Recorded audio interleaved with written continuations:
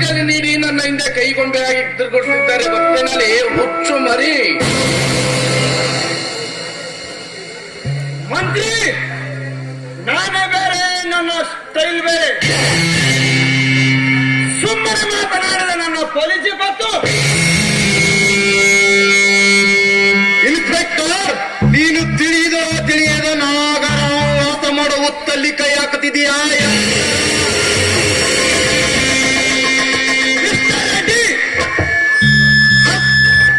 ನಾಗರ ಸರ್ಪದ ಹಲ್ಲು ಕಿತ್ತಿ ಹಾವುಗಳ ಆಡಿಸುವ ರುದ್ರ ನಾನು. ಅಷ್ಟೇ ಅಲ್ಲ, ಅಪರಾಧಿ ಎಷ್ಟು ಬಲಶಾಲಿಯಾಗಿದ್ದರು.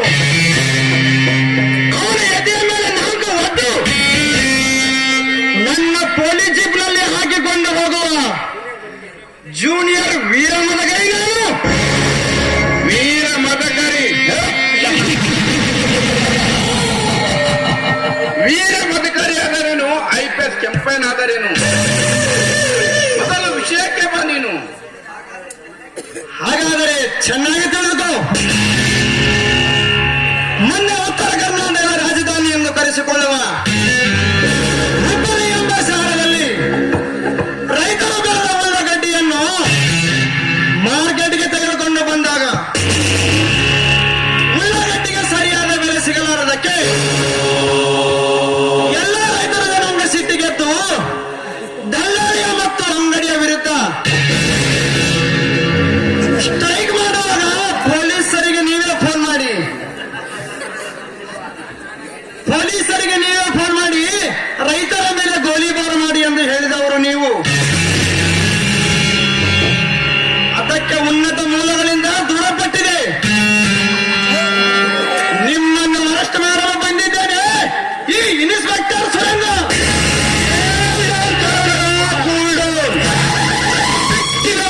ತನ್ನ ನರಿಯ ಬಾಲ ಸುಟ್ಟುಕೊಂಡಂತೆ ಆವೇಶಕ್ಕೆ ಒಳಗಾಗಿ ನಿನ್ನ ಜೇಬು ಸೇರುವ ಧನಲಕ್ಷ್ಮಿಯನ್ನು ಕಳೆದುಕೊಳ್ಳಬೇಡ. ಮಿಸ್ಟರ್ ರೆಡ್ಡಿ, ಕರ್ತವ್ಯ ನನ್ನ ಉಸಿರು, ಸತ್ಯವೇ ನನ್ನ ದೇಹದಲ್ಲಿ ಹರಿತಿರುವ ರಕ್ತ. ನ್ಯಾಯವನ್ನು ಮಾತನಾಡಿ ಅಂತ ತಿಳಿದುಕೊಂಡ ನಾನೊಬ್ಬ ದಕ್ಷ ಅಧಿಕಾರಿ.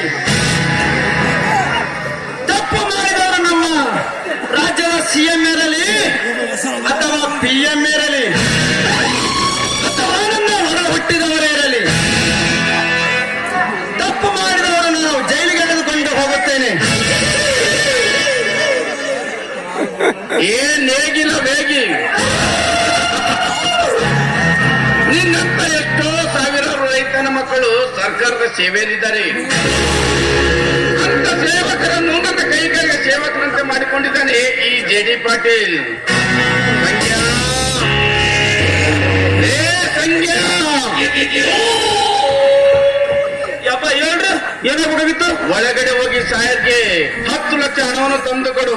10 ಲಕ್ಷನ ನಾನು ಜಾಸ್ತಿ ತರಲ್ಲ, ಈಗ ಹೇಳ್ರಿ. ಮತ್ತೆ ದುನಿಯಾದಾಗಿ ನಮ್ಮ ಹಿಂದಿನ ಮನೆಗೆ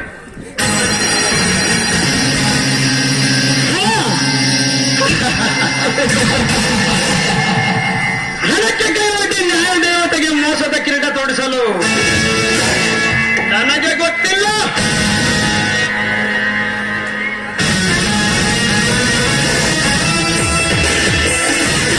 ಮೊದಲು ಯಾವ ಡಿಪಾರ್ಟ್ಮೆಂಟ್ ಆಫೀಸರ್ ಆಗಲಿ ತಮ್ಮ ಸಿನ್ಸಿರೇಟ್ ತೋರಿಸೋದು ಸ್ವಾಭಾವಿಕ. ಸ್ವಲ್ಪ ದಿನ ಕಳೆದ ಮೇಲೆ ಗೊತ್ತಾಗುವುದವರ ನಿಜ ಬಣ್ಣ.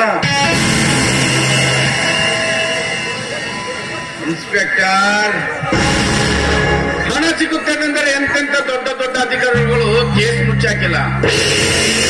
ಅದರಲ್ಲಿ ನೀನೊಬ್ಬ ನ್ಯಾಯ ನೀತಿ ಸತ್ಯಂದ ಓಡಾಡಿದ್ರೆ ಏನು ಪ್ರಯೋಜನ?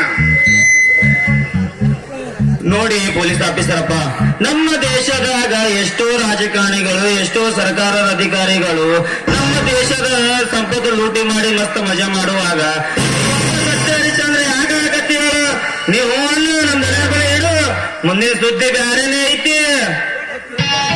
ನೋಡಿ ಯಾಕಂದ್ರೆ ಕೇಸ್ ಲಂಚ ಪಡೆದುಕೊಂಡು ಕೇಸ್ ಮುಚ್ಚಾಕೋದು ಕಾನೂನಿನ ಪ್ರಕಾರ ಅಪರಾಧ. ಸರ್ಕಾರದ ಕೆಲಸ ದೇವರ ಕೆಲಸ ಎಂದು ನಿಯತ್ತಿನಿಂದ ಮಾಡಿದರೆ ಅಧಿಕಾರಿಗಳು ಕಾರು ಬಂಗ್ಲೆ ಹಣ ಗಳಿಸಿಕೊಂಡು ಮೈಸೂರಿನ ಮಹಾರಾಜನಂತೆ ಮೆರೆತಿರಲ್ಲ. ವಿಚಾರ ವಿಚಾರಿಸು. ಹೌದು, ನಾನೊಬ್ಬ ನಿಷ್ಠಾವಂತನಾಗಿ ನಡೆದುಕೊಂಡರೆ ಎಲ್ಲರಂತೆ ಹಣ ಗಳಿಸಲು ಸಾಧ್ಯವಿಲ್ಲ. ಮಂತ್ರಿಗಳೇ, ಗಾಳಿ ಬಿಟ್ಟಾಗ ತೂರಿಕೊಂಡವನೇ ಜಾಣ. ನೀವು ತೋರಿಸಿಕೊಟ್ಟಂತ ದಾರಿಯಲ್ಲೇ ಮುನ್ನಡೆಯುತ್ತೇನೆ.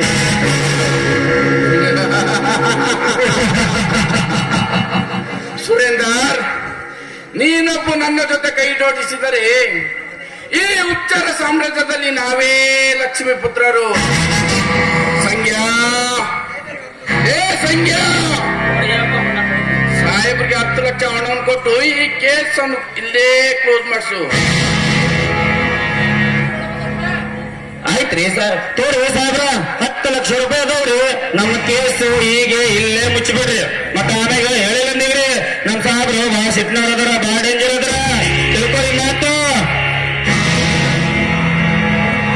ಮಂತ್ರಿಗಳೇ, ಇನ್ನು ಮುಂದೆ ನಿಮ್ಮ ಪಾರ್ಟ್ನರ್